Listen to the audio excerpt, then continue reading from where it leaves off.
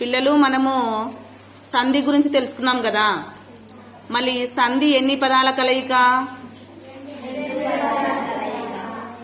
గట్టి చెప్పాలి.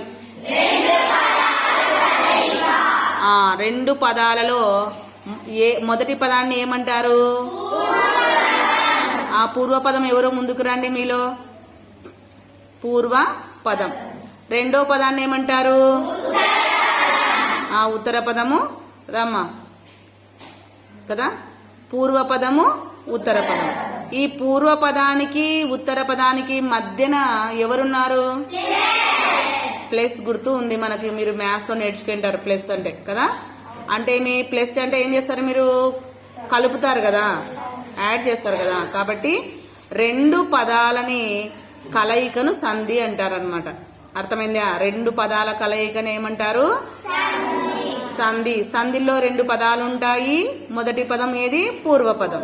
రెండో పదము ఉత్తర పదం. వెనక్కి పోండమ్మా. ఇప్పుడు మీరంతా పూర్వపదం పోండి, ఉత్తర పదం పోండి. అట్లా వాళ్ళ వెనక్కి అట్లా. ఇప్పుడు చూస్తున్నారు కదమ్మా. ఇప్పుడు మనం ఇక్కడ బాగా గమనించినట్లయితే మధ్యన ఎవరున్నారు? ప్లస్ ఉంది. యువతల పక్క దాన్ని పూర్వపదం అన్నాం కదా. ఇటు పక్క ఉండేదాన్ని ఏమన్నాము? ఉత్తర పదం అన్నాము. ఇక్కడ పూర్వపదంలో ఎన్ని అక్షరాలు ఉన్నాయి? ఉత్తర పదంలో ఎన్ని అక్షరాలు ఉన్నాయి?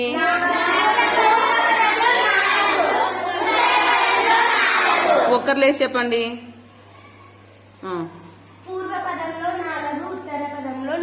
పూర్వపదంలో 4 అక్షరాలు ఉన్నాయి, ఉత్తర పదంలో 4 అక్షరాలు ఉన్నాయి. ఇప్పుడు సువర్ణ చెప్తావమ్మా. లే. పూర్వపదంలో ఏ ఏ అక్షరాలు ఉన్నాయి చూసి చదువు. గట్టి చదవాలి, చెప్పాలా.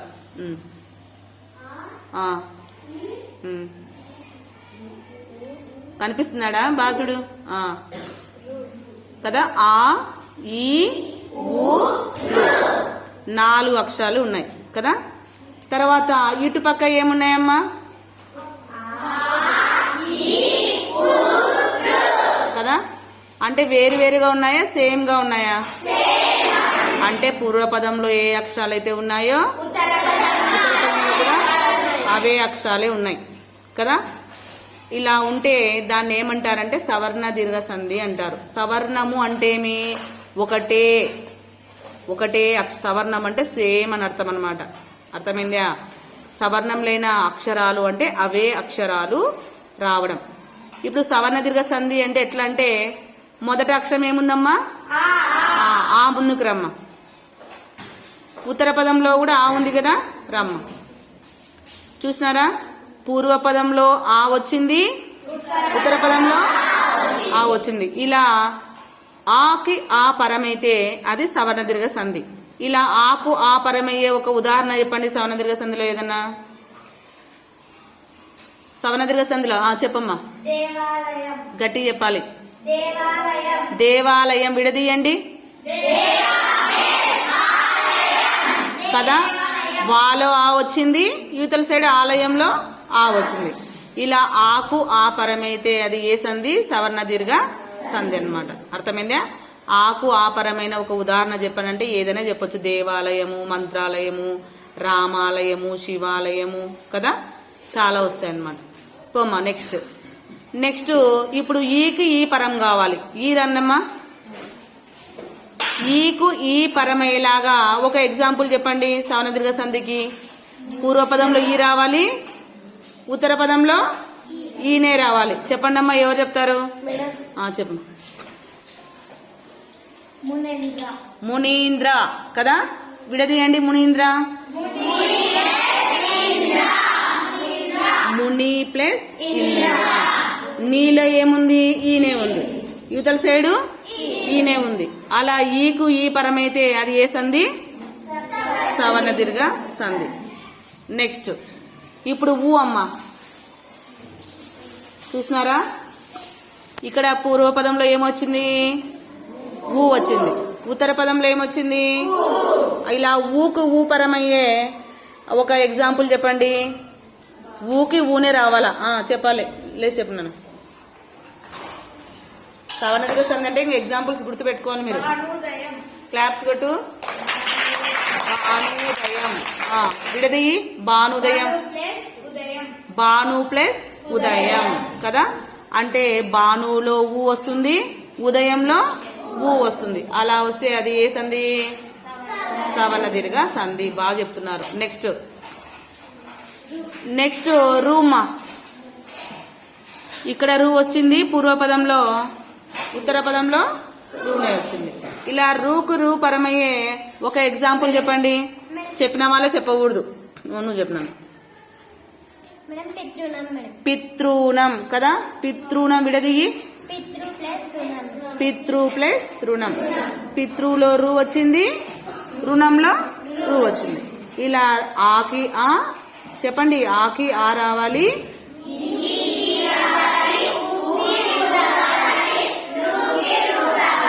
అలా వస్తే ఏ సంధి? Very good. సవర్ణదీర్ఘ సంధి అంటే అక్కా చెల్లెల్లాగా అన్నమాట. పూర్వపదంలో ఏ అక్షరాలు వస్తే ఉత్తర పదంలో కూడా అవే అక్షరాలు సేమ్ పించ్ అంటారు కదా మీరు, అలా వస్తుంది. అర్థమైందా? ఇది వరకు మనం సవర్ణదీర్ఘ సంధి చెప్పుకున్నాం. నెక్స్ట్ మీరంతా ఇద్దరికి వచ్చేసేనమ్మా. మీరుండండి, మీరు ఇక్కడే ఉండండి.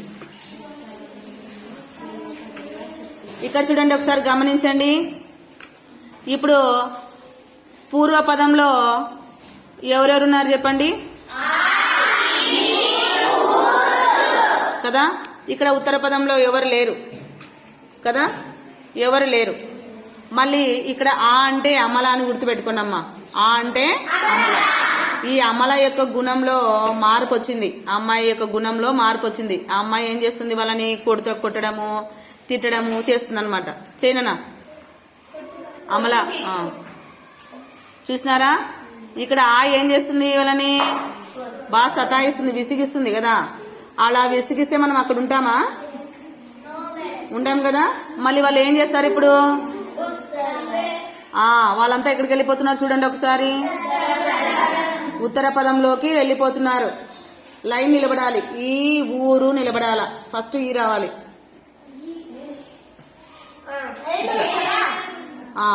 చూసినారా? ఇప్పుడు చెప్పండి, పూర్వపదంలో ఎవరున్నారు? ఉత్తర పదంలో అర్థమైందా? ఇలా వస్తే ఇది గుణసంధి అమ్మ, గుర్తుపెట్టుకోండి. ఎందుకు గుణం నచ్చక అని చెప్పానంటే, గుణసంధిలో పూర్వపదంలో ఎప్పుడు ఆనే ఉంటది. పూర్వపదంలో ఎప్పుడు ఎవరుంటారు? ఒక్కతే ఉంటది అనమాట. కానీ ఉత్తర పదంలో చూడండి ఎంతమంది ఉన్నారు? అంటే ఎంతమంది ఉన్నారు? ముగ్గురు వస్తున్నారు కదా. ఇప్పుడు ఎగ్జాంపుల్స్ చెప్తే మీకు బాగా అర్థమవుతుంది. మీరే చెప్పాలి. గుణసంధిని మీరు ఎలా గుర్తుపడతారు చెప్పిన. ఏత్వన దీర్ఘం ఉండాలి, ఓత్వన దీర్ఘం ఉండాలి. మామూలు కాలు పట్టేసా అంటారు కదా, అది ఉంటేనే ఎగ్జాంపుల్స్ మీరు ఈజీగా చూసి కనుక్కుంటారు అనమాట. ఇప్పుడు ఫస్ట్ ఆరమ్మ.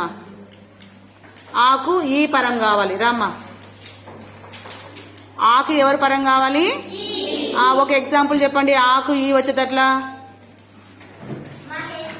మహేంద్ర. క్లాప్స్ కొట్టండి. మహేంద్ర కదా. ఎందుకు? హేకేమొచ్చింది? ఏత్వన దీర్ఘం వచ్చింది. అది చూసిన వెంటనే కనుక్కోవచ్చు మీరు అది గుణసంధి అని. మళ్ళీ విడదీసేటప్పుడు ఏం కష్టం కాదు. ఎందుకంటే గుణసంధిలో మొదట ఎవరుంటారు? కేవలము ఆ ఒకటే ఉంటుంది కాబట్టి ఆ హేని మనము హాలక మార్చేసుకోవాలి అంతే. మహా ప్లస్ ఇంద్ర, మహేంద్ర. వెనికి పొమ్మ. నెక్స్ట్ ఎవరు రావాలి? యువతల మారుతుందా ఇక్కడ? అట్లనే ఉంటది. యువతల మాత్రము అక్షరాలు మారుతూ ఉంటారనమాట. ఇప్పుడు ఎవరెవరు వచ్చినారు చెప్పండి. పూర్వపదం ఆకి ఊ. ఇలా ఒక ఎగ్జాంపుల్ చెప్పండి. ఆకు ఊ వచ్చేది ఎవరు చెప్తారు? మీరు చెప్తారు ఎవరైనా? ఆకు ఊ వచ్చేటట్లుమా వెన్నెలా చెప్తావా? చెప్పు. క్లాప్స్ కొట్టు. పరోపకారం కదా. రాకు ఓత్వన దీర్ఘం వచ్చింది కదా. విడదీయండి. పరోపకారం. పరా ప్లస్ ఉపకారము పరోపకారం. కూర్చో. నెక్స్ట్ నువ్వమ్మ. రూరా. ఇప్పుడు ఎవరెవరు వచ్చినారు చెప్పండి. పూర్వపదంలో ఆ వచ్చింది, రూ వచ్చింది. ఇలా ఆకి రూ పరమైతే ఏ సంధి? గుణసంధి కదా. ఆకు ఈ వచ్చిన గుణసంధే, ఆకు ఊ వచ్చిన గుణసంధే, ఆకు రూ వచ్చిన గుణసంధి అనమాట. అర్థమైందా? చెప్పండి ఒక ఎగ్జాంపుల్. గట్టి చెప్పాలా? మహర్షి చెప్పండి. విడదీయండి. మహర్షి మహా ప్లస్ ఋషి. అర్థమైందా? ఇది గుణసంధి అనమాట. బాయ్.